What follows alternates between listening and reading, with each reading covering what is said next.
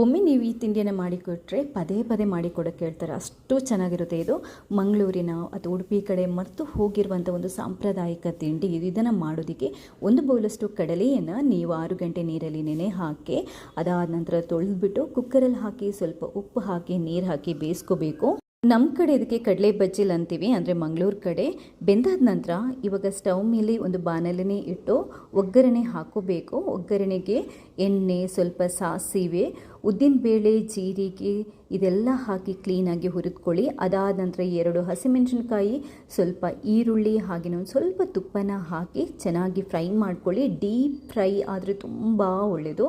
ಅದಾದ ನಂತರ ಸ್ವಲ್ಪ ಕಾಯಿ ತುರಿ, ಚಿಟಿಕೆಯಷ್ಟು ಉಪ್ಪು, ಚಿಟಿಕೆಯಷ್ಟು ಖಾರ ಪುಡಿ, ಅದಾದ ನಂತರ ನಿಮಗೆ ರುಚಿಗೆ ಬೇಕಾದರೆ ಸ್ವಲ್ಪ ಬೆಲ್ಲನ ಹಾಕೋಬೋದು. ಒಂದು ಸ್ವಲ್ಪ ಇಂಗು ಹಾಕಿ ಕ್ಲೀನಾಗಿ ಮಿಕ್ಸ್ ಮಾಡಿಕೊಂಡು ಕೊನೆಗೆ ಈ ಕಡಲೆನ ಹಾಕಿ ಮಿಕ್ಸ್ ಮಾಡ್ಕೊಳ್ಳಿ.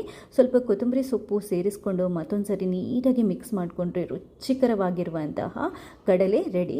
ಅಷ್ಟರಲ್ಲಿ ನಾವು ಅವಲಕ್ಕಿಗೆ ಒಂದು ಸ್ವಲ್ಪ ಒಗ್ಗರಣೆನ, ಅಂದರೆ ಒಂದು ಮಸಾಲೆನ ರೆಡಿ ಮಾಡ್ಕೋಬೇಕಾಗುತ್ತೆ. ಅದಕ್ಕೆ ಸ್ವಲ್ಪ ಡ್ರೈ ಚಿಲ್ಲಿ, ಹಾಗೆಯೇ ಒಂದು ಸ್ವಲ್ಪ ಕೊತ್ತಂಬರಿ, ಜೀರಿಗೆ, ಕರಿಬೇವನ್ನು ಹಾಕಿ ಹುರಿದ್ಬಿಟ್ಟು ಪುಡಿ ಮಾಡ್ಕೊಳ್ಳಿ. ಅದಾದ ನಂತರ ಆ ಪುಡಿನ ಒಂದು ಪಾತ್ರೆಗೆ ಹಾಕಿ ಸ್ವಲ್ಪ ತುಪ್ಪ ಹಾಕಿ ಸ್ವಲ್ಪ ಉಪ್ಪು ಹಾಕಿ, ಹಾಗೆಯೇ ಒಂದು ಸ್ವಲ್ಪ ಬೆಲ್ಲ, ಈರುಳ್ಳಿ, ಕಾಯಿ ತುರಿ ಇದೆಲ್ಲದನ್ನು ಹಾಕಿ ಕ್ಲೀನಾಗಿ ಮಿಕ್ಸ್ ಮಾಡ್ಕೊಳ್ಳಿ.